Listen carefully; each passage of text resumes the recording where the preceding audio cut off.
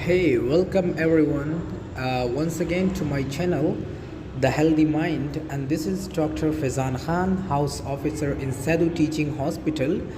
मेरे इस चैनल को बनाने का बुनियादी मकसद ये था कि मैं एक तो उन लोगों की मदद कर सकूं एकेडमिकली जिन लोगों को साइकेट्री और साइकोलॉजी के सब्जेक्ट्स हैं, और दूसरा कि मैं माशरे में अवेयरेंस ला सकूं साइकोलॉजिकल डिजीज़ के बारे में।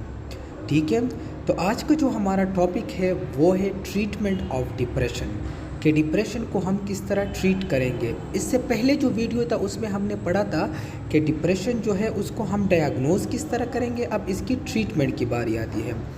ट्रीटमेंट में हमारे पास 3 ऑप्शन है, एक बायोलॉजिकल और फार्माकोलॉजिकल ट्रीटमेंट ऑप्शन, दूसरा जो है वो साइकोलॉजिकल ट्रीटमेंट ऑप्शन है, और तीसरा जो है वो सोशल वर्कअप है, यानी उस शख्स के साथ हम सोशली जो है किस तरह उसके साथ हम बिहेव करें, उसके साथ किस तरह का रवैया रखें, उसको किस तरह हम सोशली सपोर्ट करें ताकि वो उस मेंटल स्ट्रेस से, ताकि वो उस डिजीज़ कंडीशन से निकल सके।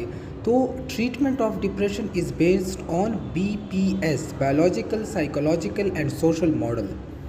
अब जब हम किसी पेशेंट को थेरापी पर शुरू करते हैं तो उससे पहले ये ज़रूरी होता है कि हम उस पेशेंट को फार्माकोलॉजिकल ट्रीटमेंट के 4 चीज़ों के बारे में बताएं। नंबर 1, ड्यूरेशन, ये ड्रग कितना टाइम लेगा अपना एक्शन शुरू करने में। यूजुअली लोग जो है वो एंटी डिप्रेसेंट को कुछ दिनों के लिए इस्तेमाल करते हैं, जबकि उसका एक्शन जो है वो 2 to 4 वीक्स में शुरू होता है। तो कम से कम एंटी डिप्रेसेंट को आपने जो है 2 वीक्स का टाइम देना होता है।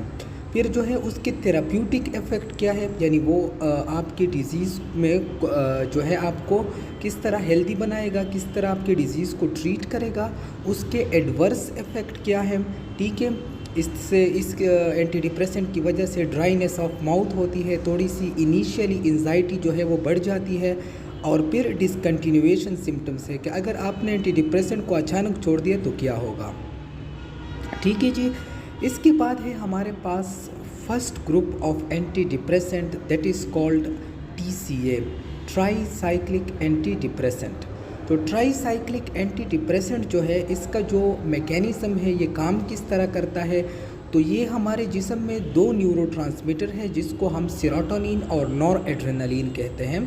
तो ये इसके रीअपटेक को इनहिबिट करता है। ठीक है, जब उसकी रीअपटेक नहीं होगी तो वो हमारे ब्लड में, हमारे प्लाज्मा में ज़्यादा होगा और वो अपना एक्शन करेगा। तो इसको सीखने के लिए मैंने आपके लिए आसानी के लिए ये किया हुआ है कि इसको हमने 2 में डिवाइड किया हुआ है, ट्रिप्टलिन फैमिली।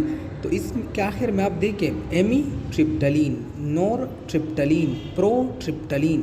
तो एमी नोर प्रो ट्रिप्टलिन। इसके अलावा प्रमीन फैमिली है। प्रमीन में क्या है, देखिए आइमी प्रमीन, डेसी प्रमीन, ट्राइमी प्रमीन। तो ये प्रमीन फैमिली हो गई।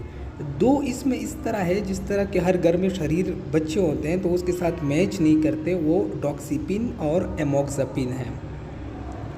फिर हमारे पास दूसरा ग्रुप आता है जो कि बहुत वाइडली यूज़ होता है और जिसको नाइस गाइडलाइन ने भी रिकमेंड किया हुआ है, वो है SSRI, selective serotonin reuptake inhibitor. ये सेलेक्टिवली सेरोटोनिन की रीअपटेक को इनहिबिट करता है और सेरोटोनिन लेवल को ब्लड में इंक्रीज़ करता है, और सेरोटोनिन जो है इसको हैप्पीनेस हार्मोन कहता है। ये हमारे ज़िंदगी में हैप्पीनेस को, पॉजिटिविटी को, क्रिएटिविटी को लाता है। तो इसमें मैंने डिवाइड किया हुआ है इसको प्राम फैमिली में। ठीक है, सिटालोप्राम, एसिटालोप्राम। फिर एक्जिटीन फैमिली में फ्लूओक्सिटीन, पेरोक्सिटीन, और फिर 2 शरीर इसमें भी आते हैं और वो है सर्ट्रलिन एंड फ्लूओक्सामिन। तो SSRI जो है इसके नाम आपने याद रखने हैं क्योंकि ये बहुत ज़्यादा जो है वो प्रिस्क्राइब्ड होते हैं, और ये जो है डिप्रेशन में जो है ये बेस्ट चॉइस ऑफ ड्रग जो है वो SSRIs है।